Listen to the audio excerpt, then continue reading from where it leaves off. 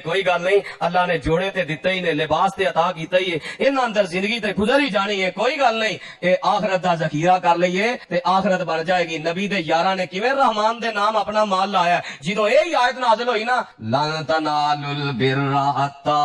تنفقوا مما تحبون، میں صحیح البخاری اندر پڑھے ہے، حضرت ابو طلحہ انصاری رضی اللہ تعالی عنہ فرماندے نے، اللہ دے نبی دی میرا باغ مسجد نبوی دے بالکل سامنے میں، نبی علیہ السلام دی مسجد دے سامنے کیسی لوکیشن دا لوگ آندے نے بڑا جناب، مسجد نبوی دے بالکل سامنے، اور باغ کتنا آل ہے، کتنا مقدرہ والا مال ہے۔ نبی علیہ السلام اس باغ اندر جا کے ٹھنڈے پانی دا چشمہ تو پانی پیا کر دے۔ حضرت ابو طلحہ انصاری رضی اللہ تعالیٰ عنہ دے باغ اندر ٹھنڈے پانی دا بھی چشمہ ہے، بہت بڑی نعمت ہے عرب اندر ٹھنڈے پانی دا نصیب ہو جانا۔ فرمایا باغ اندر ٹھنڈے پانی دا چشمہ بھی، اور آپ میرے باغ دے نا درختاں دا سایہ بھی آ کے حاصل کریا کر دے، آرام کریا کر دے۔ اللہ دے نبی مینوں اے باغ بے روحا بڑا پسند ہے، رب فرماندے نے میرے نام لا دیو، جیڑی شے تانوں بہتی پسند ہے، نیکی دے اعلی معیار نو پہنچو گے، فإنها صدقۃ للہ، فإنها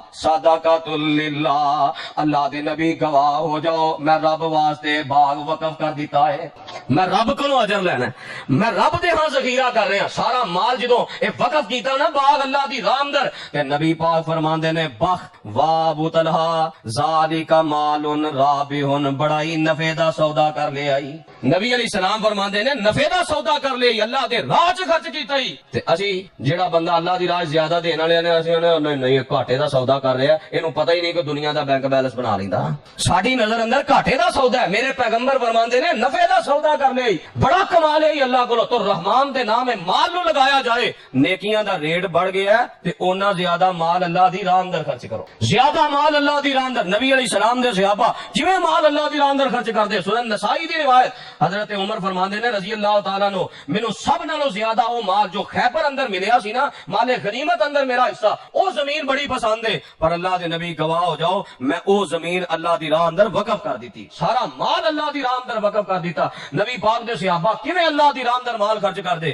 خود میرے پیغمبر علیہ السلام دی کیفیت دیکھ لو، اپنا حصہ بھی لوگاں چ ونڈ کے خالی چادر لہرا کے فرماندے اللہ گواہ ہو جا میں اپنا حصہ بھی تیری راہ اندر ونڈ کے جا رہا ہاں۔ تے جدوں اس انداز نال بندہ مال اللہ دے نام لگائے، پھر اللہ تعالیٰ اجر کتنا عطا کردا ہے، اللہ کتنا ثواب عطا کردا ہے، اور قیامت والے دن کتنا فائدہ ہے۔ صحیح البخاری دی روایت دے الفاظ، فرمایا قیامت والے دن اللہ اپنے عرش دا سایہ دے گا، جس دن اللہ دے عرش تو علاوہ کوئی سایہ نہیں ہوئے گا، اور دوسرا معنی اللہ اپنا سایہ عطا کرے گا، جس دن اللہ دے سایہ تو علاوہ کوئی سایہ نہیں ہوئے گا۔ او دے اندر ایک خوش نصیب ہوئے جڑا اللہ دی راہ اندر مال خرچ کردا ہے، اپنے رحمان دے نام لاندا ہے، تے او دے سجے ہاتھ نال خرچ کردا ہے، تے او دے کھبے ہاتھ نوں بھی پتہ نہیں لگدا او دے سجے ہاتھ نے کی خرچ کیتا ہے۔ اس انداز نال لکا کے بھی خرچ کردا ہے، اعلانیہ بھی خرچ کردا ہے۔ پھر نبی علیہ السلام فرماندے نے قیامت والے دن جن نے اپنا جنہ مال اللہ دے نام لایا ہوئے گا، اپنے مال دے خرچ کرن دے سائے چ ہوئے گا،